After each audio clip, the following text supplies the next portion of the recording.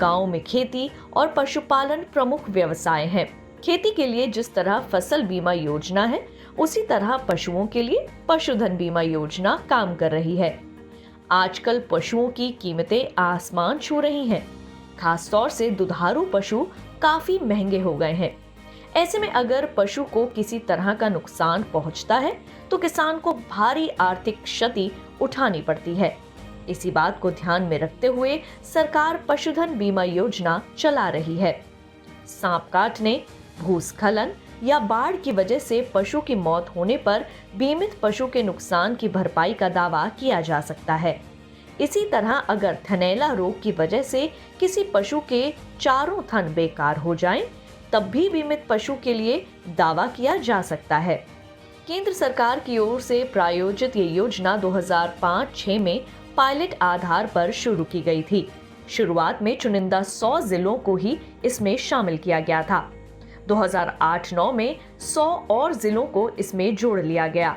संकर किस्म के अधिक उत्पादन क्षमता वाले मवेशी और भैंस इस योजना के अंतर्गत रखे गए थे। बाद में देसी मवेशी, याक और मिथुन को भी इसमें जोड़ दिया गया।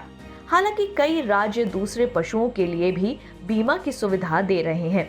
कमाल की बात तो ये है कि केंद्र सरकार बीमा प्रीमियम पर 50% की छूट दे रही है। इसका मतलब ये हुआ कि आधा प्रीमियम पशुपालक को देना है और आधा केंद्र सरकार जमा कर देगी। लेकिन गरीबी की रेखा से नीचे रहने वाले पशुपालकों, असुनिश्चित जाति, जनजाति और दूसरे कमजोर तबकों के लिए सब्सिडी ज्यादा है। हर पशुपालक को अधिकतम 2 पशुओं पर 3 साल तक का बीमा करा सकता है। गोवा को छोड़कर सभी राज्यों में ये योजना लागू है और इसे लागू करने की जिम्मेदारी राज्य पशुधन विकास बोर्ड की है।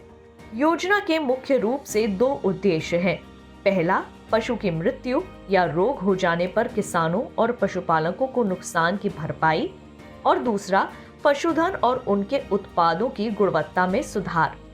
बीमा करने के बाद अगर कोई शख्स पशु को बेच देता है तो बीमा पॉलिसी भी नए मालिक को स्थानांतरित करनी होगी।